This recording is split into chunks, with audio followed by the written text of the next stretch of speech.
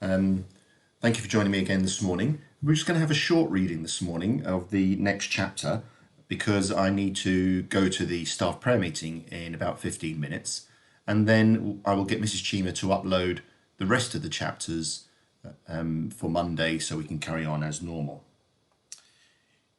You may remember that when we were reading on Wednesday, we finished with the encounter, which talked about which showed us that story of the children from the school marching through the town and singing those rather vile songs about the Jewish people. And we're moving now into the next chapter called The Pogrom in 1938. And the pogrom, or a series of pogroms, were civil uprisings that were provoked to belittle and punish and hurt the Jewish people. It was an act of savagery that was provoked by the state against the Jewish people. So it's quite a gripping and distressing chapter in many ways. But we'll read on. The Pogrom, 1938. It was around 1 o'clock when I came out of school. Dr. Ashkenazi's nameplate lay bent outside his door. The frame of his office window dangled over the cold chute, hanging from the cord of the rolling shutters. Someone had thrown all his instruments and medicines onto the street. The stink of the smashed medicine bottles polluted the whole area. A radio that had been hacked to bits stuck fast in a manhole.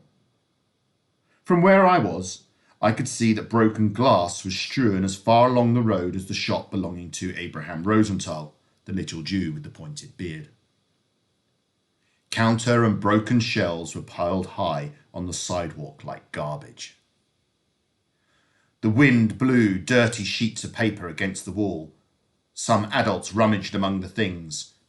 From time to time, some bent down and furtively struck something in their bags. Stuck something in their bags. I looked down into the little basement shop. Wallpaper hung in shreds from the walls. The floor was knee-high in torn, coloured paper, ruined notebooks, unwound rolls of coloured ribbon, torn drawing pads, crumpled photos, smeared dress patterns, pieces of candy, and sticks of licorice. At the next corner, I ran into a troop of 5 men and 3 women. They were armed with crowbars, wore helmets and headscarves. Silently, they were heading for a Jewish home for apprentices. Many curious hangers-on were following them. "About time, too, that they get what's coming to them," commented a little man with glasses. "They've had it coming to them for a long time. I just hope they don't miss anyone." I, too, joined the group. "Today you'll see something, boy," the little man promised, "that you can tell your grandchildren about." The group halted outside the Jewish home for apprentices. At first, they all just seemed to stand there. Then they began to mutter and exchange advice, apparently trying to give each other courage. At last, one of the men walked forward. "Open up!" he shouted to the upper floors of the home. But nothing stirred. No window opened. Not even a curtain moved. The house seemed dead. The man bawled his order for a second time to shut windows. Our eyes were still glued to the building. I was very excited. What would happen? Nothing did. One of the women reviled the Jewish home in an ugly voice. I couldn't understand what she said because her voice was so shrill. The man paid no attention to the screeching. With heavy steps, he marched towards the heavy oak door. He pressed down the handle, but the door was locked. He stepped back 3-4 steps and then threw his back against the door. He tried again, this time taking a longer run. Again, nothing. Other men from the group joined in, at first singly and then in unison. They threw themselves against the door of the building. Even the women leaped to their aid. Only the woman who'd been so abusive earlier stayed where she was. She cheered the others on. Soon her 1, 2, 3, 1, 2, 3 resounded through the street. And in the rhythm of her shouts, men and women hurled themselves against the door. From the circle of bystanders, more and more joined in. Egged on by the woman, they gradually joined her chant. It's then that I caught myself shouting, 1, 2, 3. And edging closer with each shout. All at once, I, too, was straining at the door and didn't know how I had gotten there. I also noticed that no one was watching now. All took part. Very slowly, the door gave way, and when it finally burst open, no one expected it. Those in the front row fell into the house. The ones behind them stumbled across the wreckage. The rest crowded in after. I was pulled along with the throng. When I had a chance to stop and look around me, the sounds of crashing and bumping came from all parts of the house. As I climbed the stairs with my school bag beside bedside table, zoomed by and burst apart at the bottom of the stairs. All of this was strangely exhilarating. No one stopped the destruction. Of the people living in the house, none were to be seen. Nothing but empty corridors and empty rooms. In one of the bedrooms, I came across the woman who had done the shouting. She was slashing open mattresses with a vegetable knife. She smiled at me in a cloud of dust. "Don't you know me anymore?" she asked in a squeaky voice. I thought and then shook my head. She laughed out loud. "When I bring you your paper every morning?" With the back of the hand, she wiped her mouth, lifted a bottle of milk to her lips and drank from it. Then she put the bottle down again and whirled the slashed mattress out of the window. A middle-aged man had come across a toolbox. He was stuffing all his pockets, pressed a brand new hammer into my hand. At first, I just played with the hammer. Without paying attention, I swung it loosely from my wrist, back and forth, back and forth. At one point, I must have nicked something. Glass crashed at my blow. I jumped. The glass had belonged to a bookcase. But almost at once, my curiosity awoke. Gently, I tapped a cracked pane of glass, and it fell out of its frame. By now, I was enjoying myself. I swung so hard against the third pane that its splinters fell in bursts to the floor. With my hammer, I cut myself a path through the corridors, smashing aside whatever barred my way, legs of chairs, toppled wardrobes, chamber pots, glassware. I felt so strong. I could have swung. I was so drunk with the desire to swing my hammer. I discovered a door leading to a small classroom that hadn't been touched yet. Curiously, I looked around. Turning, I hit against a T-square with my school bag. It clattered to the floor, and I stepped on it by mistake. It burst with a loud bang that sounded like a shot. I stopped short. Lots more T-squares hang on the wall.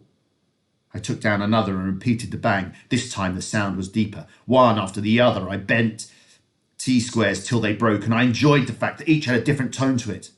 When I couldn't find any more T-squares, I picked up my hammer from the podium. I drummed it along the desktop, searched all the cupboards, desk drawers and closets in the room, but I found nothing else to satisfy my lust for destruction. Disappointed, I was about to leave the classroom, but by the door I looked back one last time. Against the far wall stood a large blackboard. I pulled back my arm and hurled the hammer. It struck the centre of the blackboard. The head remained stuck. The light handle projected from the black surface. All of a sudden, I felt tired and disgusted. On the stairs, I found half a mirror. I looked in it. Then I ran home. Mother was already waiting for me. She looked at me but said nothing. I didn't tell her where I had been. Mother served the soup and I began to eat. At that moment, we heard yells outside our house. The front door was pushed open accompanied by shouts. Heresh complained loudly. Noisily, many people clattered up the stairs past our door and higher. The Schneider's door burst open with a bang. "What's that?" Mother asked, pale and horrified. We heard a cry from Frau Schneider. "We must call the police!" Something fell to the floor with a muffled sound. "The police don't do anything," I replied. "They watch." A man's voice swore. Friedrich cried out, then howled hopelessly. I threw my spoon and ran to the door. "Stay here!" Mother wailed. I raced up the stairs. The Schneider's door dangled from the hinge. The glass had splintered from its frame. In the kitchen, Frau Schneider lay on the floor, her lips blue, her breathing laboured. Friedrich had a lump the size of a fist on his forehead. He bent over his mother, talking to her in a whisper. He didn't notice me.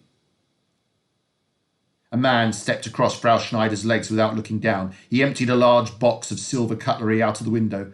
In the living room, a woman was smashing china plates. "Misen!" she said proudly when she noticed me. Another woman was slashing every picture in the room with Herr Schneider's letter opener.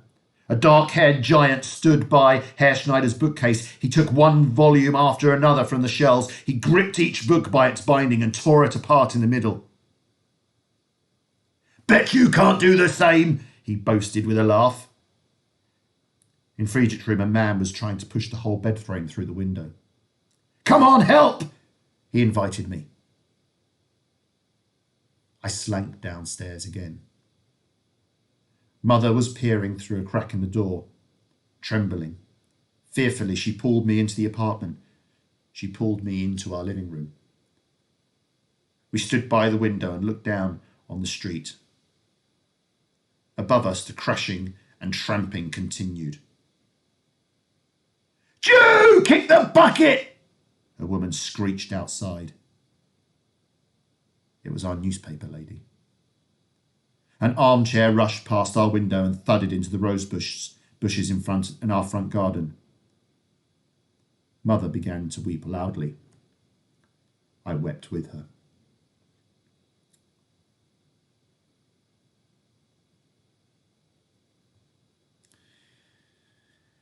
So I think the pogrom is one of the chapters in this story that has a lot to teach us about how people can be sucked in, even unknowingly, to do things that are evil. And we can see that Hans here is sucked in and then is disgusted at his behaviour. And then we see that it's revisited on his friends. And I think there's an opportunity perhaps to reflect on that mob mentality.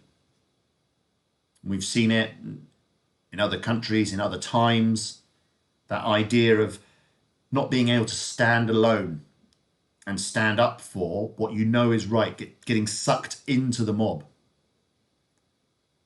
But we also see here something quite unique, is that mindless destruction. Ripping mattresses, smashing windows, ripping books open for no good reason other than to be destructive, other than to cause injury and harm. And we sometimes talk in school about how that mob mentality can take effect at occasions in school, like in a playground situation where two boys might fall out with one another and the mob comes in to encourage them to push and shove each other and behave inappropriately. That's a very small example of something that we can see here, if not checked, if people are not brave enough to stand up and stand alone, to move away from the mob, then there can be really very real and very tragic consequences. And we will find out in our next chapter, when we carry on our reading on Monday, what the consequences are for the Schneider family. Thank you very much for joining me for a short reading this morning, and I hope you have a lovely weekend, and I will carry on Monday.